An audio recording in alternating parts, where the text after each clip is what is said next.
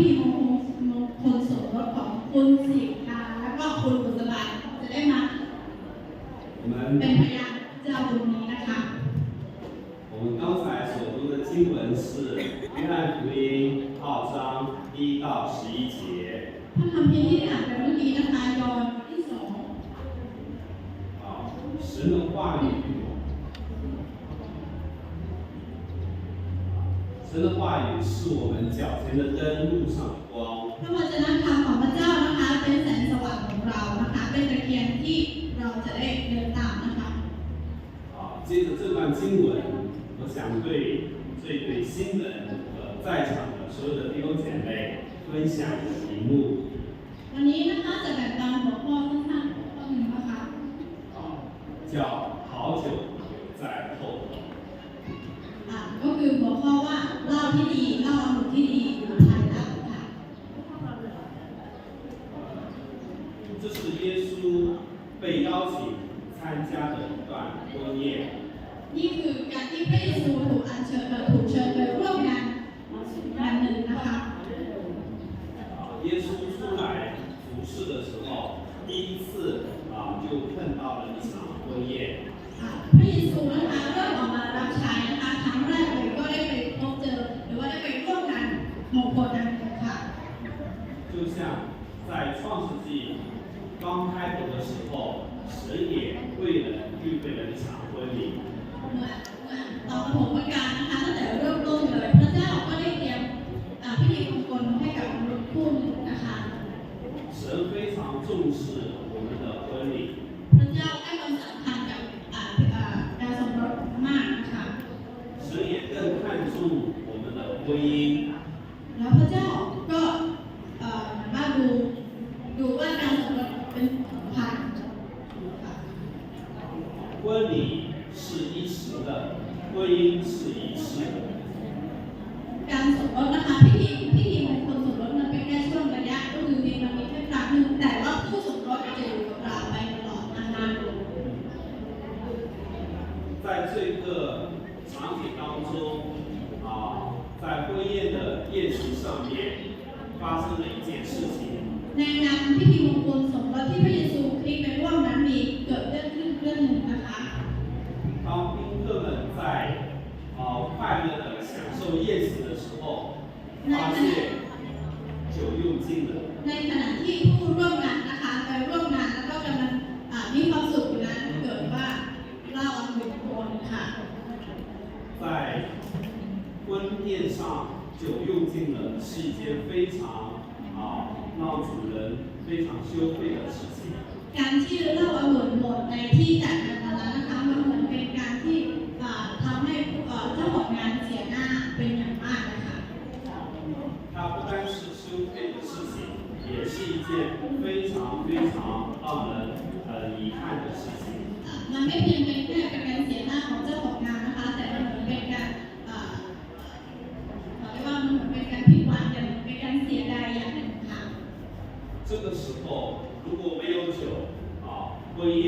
就会他们的喜乐就会戛然而止。ถ้าณตอนนั้นนะคะไม่มีเหล้าองุ่นความรื่นเริงณตอนนั้นอาจจะลดแถวได้ค่ะ所以这个跟我们的婚姻也很像。อันนี้ก็เหมือนพิธีมงคลสมรสของเรานะคะเหมือนงานแต่งของเรา我们为婚姻预备了很多的东西。เราเตรียมสิ่งของหลายๆอย่างเพื่องานแต่งงานของเรานะคะ但是也会有准备不足的时候。แต่มันก็จะมีจุดหรือว่าจะมีในสิ่งข้อเล็กๆน้อยๆที่เราอาจจะมองข้ามไปอาจจะไม่ทันได้สังเกต人的一生中有很多时候是会碰到酒用尽的时候。ชีวิตเราก็เหมือนกันนะคะมีหลายๆครั้งในชีวิตเราอาจจะพบเจอกับการที่เหล้าองุ่นใช้หมดแล้ว所以我们的婚姻肯定也会遇见困难。ฉะนั้นนะคะผู้สมรสของเราก็เหมือนกันชีวิตสมรสก็เหมือนกันอาจจะพบเจอปัญหา遇见困难是常有的事情。การที่พบเจอปัญหามันเป็นเรื่องปกติ但是遇见困难的时候要如何去处理是我们需要去思考的。แล้วการ ที่เราพบเจอปัญหาเราจะไปแก้ปัญหายังไงนั่นก็คือเป็นสิ่งที่เราต้องไต่ตรองนะคะแบบสิ่งที่เราต้องคำนึงนะคะ 在婚宴的时候，没有酒，他们没有办法来处理他们的困难。ในงานนะคะในพิธีถ้าไม่มีเหล้าเขาก็จะไม่สามารถที่จะแก้ไขปัญหาณตอนนั้นได้ 有时候我们也没有办法处理我们婚姻中的困难。 เหมือนกันนะคะชีวิตคู่สมรสของเราบางทีเราก็ไม่สามารถที่จะแก้ปัญหาทุกอย่างของเราได้ 有很多的事情，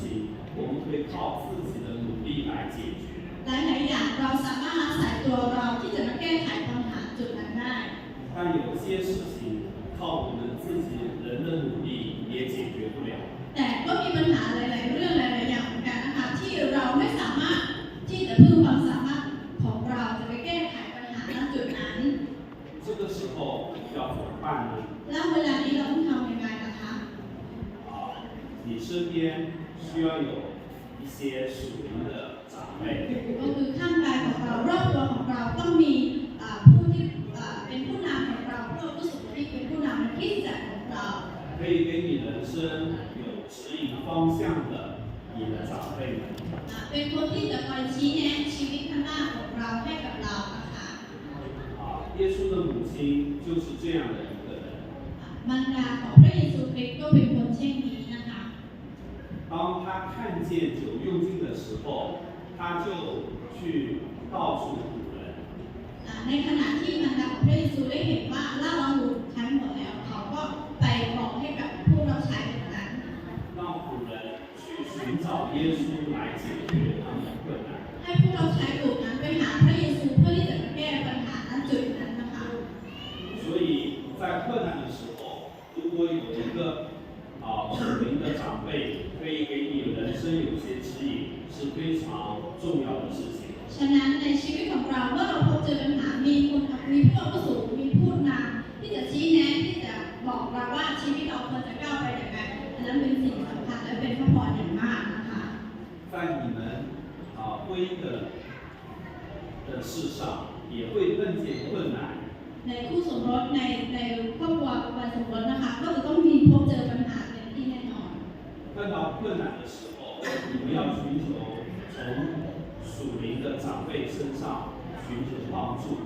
เมื่อเราพบเจอปัญหาเราก็ต้องไปถามต้องไปค้นหาต้องไปสอบถามผู้อาวุโสที่จะแก้ปัญหาตรงนั้นให้เรา 他会帮助你们来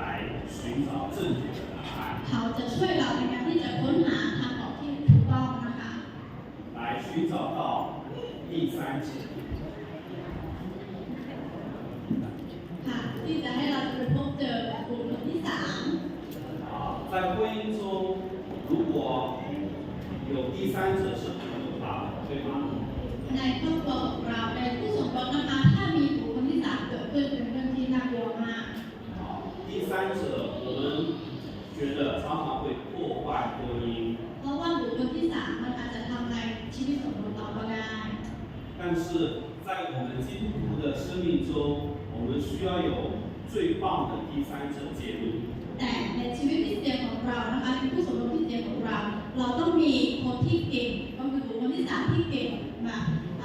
บุคคลที่สามคนที่เก่งนะคะคนที่มีชีวิตฝ่ายจิตวิญญาณแข็งแรงมาคอยปกครองเรา 这位第三者就是耶稣基督。 บุคคลที่สามที่เราได้พูดถึงก็คือองค์พระเยซูคริสต์ของเรานะคะ 当耶稣基督介入在你们生命中的时候， ตามเมื่อพระเยซูคริสต์มาอยู่ในชีวิตของเรา 你们就会形成一个三角形。 เราก็จะเหมือนว่ารูปสามเหลี่ยมรูปหนึ่ง 三角形是非常非常稳固的关系。 สามเหลี่ยมรูปหนึ่งเป็นรูปที่มั่นคงมากนะคะ 在这个三角的关系当中，你们越靠近这位耶稣，你们的关系就会越加的亲 ใน 密。 รูปสามเหลี่ยมนี้ถ้าความสัมพันธ์ของเราใกล้ชิดกับพระเจ้ามากขึ้นชีวิตคู่สมรสของเราก็จะแข็งแกร่งมากขึ้นค่ะ 你们越离开耶稣，你们的关系就会越远。 ถ้าเราห่างเหินจากพระคริสต์ไปมากเท่าไหร่ความสัมพันธ์ของเราก็จะเป็นเช่นนั้นค่ะ 所以在这个关系当中，你们需要越来越靠近耶稣。 ฉะนั้นในความสัมพันธ์นี้นะคะเราต้องยิ่งเข้าใกล้พระคริสต์พระเจ้าของเราให้มากขึ้น 你们的关系就会越来越亲密。 ถ้าเป็นเช่นนี้แล้วชีวิตของเราผู้สมรสของเราก็จะใกล้ชิดกันมากขึ้นค่ะ 当你们与耶稣合一的时候，你们就会彼此合一。 เมื่อเราเป็นหนึ่งเดียวกับพระเจ้าแล้วตัวเราเองผู้สมรสเราเองก็จะเป็นหนึ่งเดียวกันค่ะ 这是一切困难的答案。 นี่เป็นคำตอบของปัญหาทั้งหมดนะคะ 最后，我想跟你们分享的是， สุดท้ายที่อยากจะแบ่งปันนะคะ 你们找到了正确的方向之后，还要遵耶稣的话去行。 เมื่อเราพบเจอผู้สมรสหรือว่าผู้ตรงข้ามของเราที่แท้จริงที่พระเจ้าเตรียมไว้ให้เราแล้ว แต่เราก็ต้องดำเนินตามพระวจนะคำของพระเจ้า 因为知道答案还不能解决你们的问题。 เพราะว่าบางทีก็เรารู้คำตอบแล้ว แต่มันอาจจะยังไม่ใช่ทางออกที่เราจะแก้ได้ณตอนนั้น 遵着耶稣的话去行，才能真正的解决你们的问题。 เดินตามพระวจนะคำของพระเจ้านะคะจะเป็นทางออกที่แท้จริงของเรา 当耶稣说把门口的石缸倒满了水，他们的仆人就照着去行了。 เมื่อพระเยซูบอกว่าให้เติมน้ำให้เต็มโอ่งที่อยู่ทางเข้านะคะเขาก็ทำตาม 然后耶稣让仆人把倒满石缸的水再舀出来，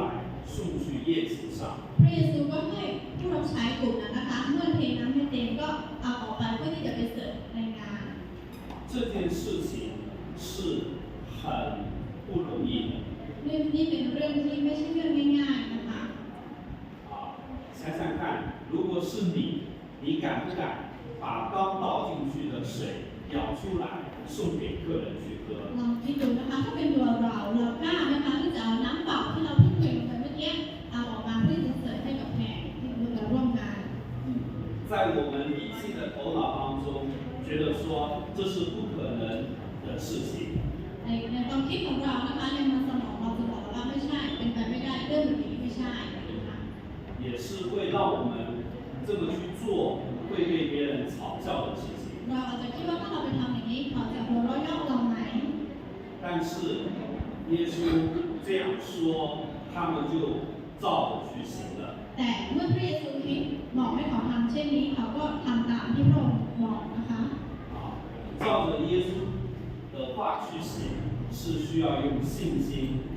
跟随的。 การที่จะทำตามพระวจนะคำตามที่พระคริสต์บอกนั้นต้องมีความเชื่อค่ะ 在你们的婚姻的生活当中，也会碰见有一些你们理性通过的，但是来自于神的话语的带领。 แต่ในคู่สมรสเราก็เหมือนกันนะคะบางทีเราก็อาจจะพบเจอปัญหาแบบนี้ ที่เราคิดว่ามันไม่ใช่ทางออกแบบนี้ แต่มันอาจจะเป็นการแก้ปัญหาจากพระเจ้า 这个就需要你们用信心去行出来。 เมื่อเราเจอข้อเช่นนี้นะคะ เราต้องก้าวออกไปด้วยความเชื่อที่เรามี 当你们用信心行出神的话语的时候，你们的婚姻就会从水变成了酒。 ค่ะเมื่อเรามีความเชื่อที่จะก้าวออกไปตามพระวจนะคำของพระเจ้านะคะ เช่นเดียวกันชีวิตคู่ของเราก็จะเป็นเหมือนน้ำเปล่าที่กลายเป็นเหล้าอารมณ์ที่แสนล้ำค่า 水是无味的、平淡的， น้ำนะคะไม่มีรสชาตินะคะจืดชืด 但是酒是给人有享受和甜蜜的。 แต่เหล้าองุ่นนะคะให้เรารู้สึกสำราญให้เรารู้สึกเติมเต็มค่ะ 用自己的方法去过你们的婚姻，是会越来越用尽和平淡的。 ถ้าเราใช้วิธีการของเราและเป็นการไปใช้ชีวิตคู่ของเรา มันอาจจะมีวันหนึ่งที่เราหมดวิธีแล้วว่าจะดำเนินยังไงต่อไป 但你们信从耶稣，跟从耶稣，会使你们平淡的婚姻变得越来越美好和甜蜜。 แต่ถ้าเรา